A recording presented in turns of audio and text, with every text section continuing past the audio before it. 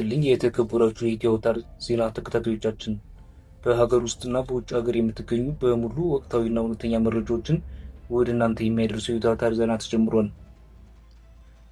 ወቅታዊና እውነተኛ መረጃዎችን በየዕለቱ ለማግኘት አሁኑ ሰብስክራይብ በማድረግ የደወል ምልክቷን በመጫን የቤተሰብ አባል ይሁኑ። በዛሬው ዜናችን በሰፊው የምንዳስሰው የጠቅላይ ሚኒስትር አብይ አህመድ መንግስትና በኢትዮጵያ ውስጥ እየተካሄዱ ያሉትን ምርጫዎች ዓለም አቀፍ ሚዲያዎች ተቋማት እንዴት እየተመለከቱት እንደሆነና በምርጫ ቦርድ አመራሩ ላይ ባሉት ሁለት ሴቶች ዙሪያ የተነሱ አነጋጋሪ እውነታዎች ይሆናል። አብራችሁን ቆዩ። የዓለም አቀፍ ሚዲያዎች ትዝብትና ትንታኔ። የአብይ አህመድ መንግስት በኢትዮጵያ ውስጥ በጉጉት የሚጠበቅና ዲሞክራሲ ምርጫ እየካሄደ ነው ብሎ የሚዘግብ አንድም ሰው ያለው የዓለም መገናኛ ብዙሃን የለም። ይህ ምርጫ ዲሞክራሲ ለዓለም ያስተዋወቁት የነጻው ዓለም ሀገራት መገናኛ ብዙሃን በጠቅላላ ሰላሙን በተከታታይ የሚወጡት ዘገባ ሁሉ በይዘቱ አንድ አይነት ሆኗል። በኢትዮጵያ ውስጥ አስመሳይና የይስሙላ ምርጫ እየተካሄደ ነው የሚለው የዓለም አቀፍ ተቋማት ድምፅ እየጎላ መጥቷል። መሪው አገሪቱን ጦርነት ውስጥ ከተው ምርጫ የሚል ማጭበርበሪያ ድግስ ጥለዋል ሲሉ ጆርናል ኦፍ ዲሞክራሲ በአንድ ሳምንት ውስጥ ብቻ በርካታ አርቲክሎችን ስለ ኢትዮጵያ አስነብበዋል። ታዋቂው ዘ ኢኮኖሚስት መጽሔት በበኩሉ የአብይ አህመድ እየበተነ ነው ይላል። እሳቸው ግን ህገ መንግስት ቀይረው ፕሬዚዳንት ለመሆን የምክክር ኮሚሽን አቋቁመዋል። ይህም ምርጫ እንደ መርሃ ግብር ማሟያ ነው የሚመለከቱ ሲል ይተቻል። ዓለም አቀፍ የዜና አውታር አልጀዚራ አገሩ በጠቅላላ ጦርነት ውስጥ ሆኖ የሚካሄደው ምርጫ ግን ይባላል ብሎ ሲጠይቅ፣ ፍራንስ ቴሌቪዥን ደግሞ ጋዜጠኞችና ፖለቲከኞችን እስር ቤት አጉረው ምርጫ እያደረግን ነው ይላሉ ብሎ በብልጽግና መሪዎች ላይ ይሳለቃል። ሲኤንኤን በበኩሉ ያኔ የሰላም ሰው ብለን የተዋወቅናቸው ጠቅላይ ሚኒስትር አሁን አገሪቱ ቅልጥ ባለ የእርስ በርስ ጦርነት ውስጥ ሆና እንደገና መሪ ለመሆን ምርጫ ደግሰዋል ይላሉ። እኒህ ሰው የኖቤል ሰላም ሽልማት በተሸለሙ መንግስት ኢህአዴግን አፍርሰው ካሳደጋቸው ፓርቲ ጋር ግጭት ውስጥ የገቡ አሁን በረደ መተላለቅ ውስጥ በምትገኝ ሀገር ጠቅላይ ሚኒስትር የሆኑ ናቸው። ለሶሻል ሚዲያ የሚሆን ብልጭልጭ ነገር ግን በአዲስ አበባ ሰርተዋል ሲሉ ይገልጿቸዋል። ይህ ሁሉ ያበሳጨው የውጭ ጉዳይ ሚኒስትር ግን ዓለም አቀፍ የሚዲያ ዘመቻ ተከፍቶብኛል ብሎ መግለጫ አውጥቷል። ነገር ግን ዓለም አቀፍ ሚዲያ የዋሸው ወይም ያናገው አንዳች ነገር እንደሌለ የፖለቲከኛ ተንታኞች ይናገራሉ። የምዕራባውያን ታዛቢዎች አለመገኘት። የነገሱት ጠቅላይ ሚኒስትር እንደገና ለማንገስ የሚካሄደውን ይህን ምርጫ እንደ ቁም ነገር የማይቆጥረው የዓለም የማህበረሰብ ብልጽግና ከራሱ ጋር የሚወዳደርበት ሂደት ለመታዘብ አሜሪካም ሆነች አውሮፓ ሰው አልመደቡበትም። ከጥቂት ዓመታት በፊት ምዕራባውያን የዲሞክራሲ ሰው የለውጥ አራማጅ ከሚኒስተሩ ኢህአዴግ ያንኮታኮተ እያሉ ሲያሟክሿቸው የነበሩት መሪ ዛሬ ለራሱ ህዝብ ርኅራኄ የሌለው በራሱ ህዝብ ላይ ጦርነት ከፍቶ ጎረቤቶችን የሚያስፈራራ እያሉ ይገልጿቸዋል። ይህ ሳይበቃ እሳቸው የሚደግሱት ምርጫ ለመታዘብ ተቋም ማሰማራት አቁመዋል። በኢትዮጵያ ውስጥ የምርጫ ፖለቲካ ከተጀመረበት ጊዜ አንስቶ ምዕራባውያን አውሮፓና አሜሪካ ታዛቢ ያላኩት በአሁኑ የብልጽግና ዘመቻ ብቻ ነው።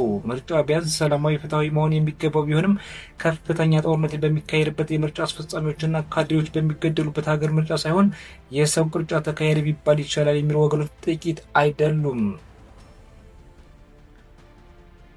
በዋነኝነት ሁለቱ ሴቶችና የምርጫ ቦርድ ውዝግቦች። የኢትዮጵያን የፖለቲካ ስርዓትና ህጋዊ ሽፋን ለመስጠት በምርጫ ቦርድ በኩል የተገዙት ሁለቱ ሴቶች ታላቅ ታሪክ ጥልቅ ቦታ አለው። የመጀመሪያው የቦርዱ መሪ ወይዘሮ ብርቱካን ሚደቅሳ ነበሩ። የሆድና የአገዛዝ ህጋዊ ሽፋን እንዲገኝ አድርገው አሁን ገለል ያሉ ሲሆን በአዲስ አበባ ከተማ ልዩ መንግስታዊ እንክብካቤ እየተደረገላቸው መኖራቸውን ገልጠዋል።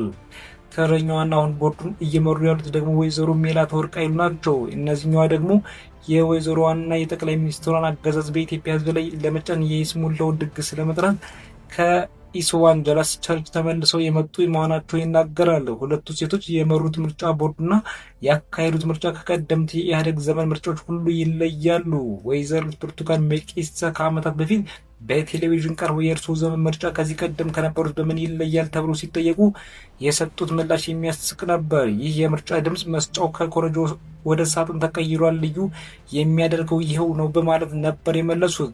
ይሁን እንጂ የህግ ባለሙያዎች እንደሚሉት በሳጥንና በኮረጆ መቀየር ብቻ የምርጫው ፍትሐዊነት ሊረጋገጥ አይችልም ሲሉ ተናግረዋል። በተጨማሪ በብርቱካን ዘመን በሺዎቹ የሚቆጠሩ የምርጫ ጣቢያዎች እንዳሉ ሲነገር ቢቆይም ከቦርዱ እውቅና ውጭ በርካታ ህገወጥ የምርጫ ጣቢያዎች በአዲስ አበባ ተከፍተው የምርጫ ካርድ ሲያድሉ እንደነበር ራሱ ቦርዱ ይፋ አድርጎት ነበር። ይህ በሀገሪቱ ዋና ከተማ ላይ የተፈጸመ ትልቅ ስህተት ሆኖ አልፏል። የፖለቲካ ፓርቲዎች መገለልና የሰላም እጦት። በኢትዮጵያ ህገ መንግስት መሰረት ምርጫ ስታካሄድ በቆየችባቸው ዘመናት የተመዘገቡ ፓርቲዎች በሙሉ ወደ ውድድር ይገቡ ነበር። በእነ ብርቱካንና ሜላትወርቅ ዘመን ግን በኦሮሚያ ውስጥ ከፍተኛ ተቀባይነት እንዳላቸው የሚነገርላቸው የኦሮሞ ነጻነት ግንባር ኦነግና የኦሮሞ ፌዴራሊስት ኮንግረስ ኦፌኮ መንግስታዊ ገፍቶ አስወጥቶናል፣ ሂደቱ ቀውሱና የሚያባብስ እንጂ ለውጥ አያመጣም በማለት ራሳቸውን ከውድድር ማግለላቸው አይዘነጋም። የብልጽግና ዘመን ምርጫዎች በርካታ የፖለቲካ ፓርቲ አመራሮችን፣ ፖለቲከኞች ተገለውና ታስረው ወደ ምርጫ የሚገቡበት በመሆኑ ከቀደምት ሁሉ ይለያል። በአሁኑ ወቅት እስር ቤት ውስጥ ከሚገኙት የባልደራስ፣ የኦነግ፣ የአብን፣ የፌኮና ሌሎች ፓርቲ አመራሮች በተጨማሪ በርካታ አብሪ ፖለቲከኞች የተገደሉበት የጨለማ ዘመን ሆኖ ተመዝግቧል። የአገር መከላከያ ኤታማዦር ሹም ቢሆንም ምርጫውን ሊያደናቅፉ በአማራና በኦሮሚያ ክልል በተለያዩ ቦታዎች ተኩስ ተከፍቶብን ነበር በማለት የሰላሙን እጦት በይፋ አምነዋል። ታዋቂው ፖለቲከኛ ፕሮፌሰር መረራ ጉዲና ሰሞኑን እንደተናገሩት ከአዲስ አበባ ጥቂት ኪሎ ሜትሮች ርቆ በሚገኝ ቦታ ላይ 10 ወይም 20 ሰው ሰብስቤ ማነጋገር ካልቻልኩ ምን አድርጌ ነው ቅስቀሳ የማከናውነው?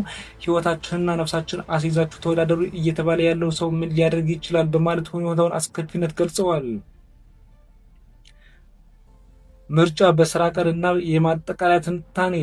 ሌላውን እስካሁን በኢትዮጵያ የምርጫ ታሪክ ታይቶ የማይታወቅ ጉድ ብልጽግና የምርጫ ድምጽ መስጫ ቀንን በእረፍት ቀን ፈንታ በሰኞ በስራ ቀን ማድረጉ ነው። ቀደም ሲል የነበሩት 5 አገራዊ ምርጫዎች በሙሉ የተካሄዱት ህዝብ በነጻነት እንዲመርጥ በእሁድ ዕለት ነበር። የብልጽግና ግን ቀኑን ወደ ሰኞ በመቀየር ህዝቡ ወደ ስራ እንዳይገባና የዩኒቨርሲቲ ተማሪዎች እንዲበተኑ ትዕዛዝ አስተላልፈዋል። ይህን ትዕዛዝ ጠቅላይ ሚኒስትር በፌስቡክ ገጻቸው ያሰራጩት ሲሆን የህግ ባለሙያዎች ግን ጠቅላይ ሚኒስትሩ ሰራተኛውን በተመለከተ መመሪያ ማውጣት የሚችሉት ለፌዴራል ሰራተኞች ብቻ እንደሆነ፣ የክልል ሰራተኞች እንዲህ ማድረግ እንደማይችሉ፣ የሀገሪቱን የብሔራዊ በዓላትና የስራ ቀናት የሚወስነው ፓርላማው እንጂ እሳቸው እንዳልሆኑ ይናገራሉ። ይህ የሚያሳየው ከተሰጣቸው የስልጣን ክልሎች መጠቀማቸውን ነው። በአጠቃላይ በትግራይ፣ ባህርና በሶማሊያ እንዲሁም በተለያዩ የአማራ ክልል አካባቢዎች ምርጫ ሳይካሄድ የይስሙላ የንግስና ድግስ መደገሱ የሀገሪቱን ዘላቂ ችግር የማይፈታ የፖለቲካ ቀውስን የሚያባብስ መሆኑ ዓለም አቀፍ ማህበረሰቡን የሀገር ውስጥ የፖለቲካ ኃይሎች እየገለጹት ይገኛሉ። የተከበራችሁ የኢትዮ አውታር ዜና ተከታታዮቻችን ለዛሬ ያዘጋጀንላችሁ ሀገራዊና ወቅታዊ መረጃዎች ይህን ይመስል ነበር። በእውነተኛ መረጃው ላይ የተመሰረተው ቪዲዮአችን በፍጥነት እንዲደርሳችሁ አሁኑ ሰብስክራይብ ማድረጋችሁን እንዳትረሱ። ቪዲዮ ከተመቻችሁ ላይክ እና ሼር በማድረግ ሰላም ያገናኘን።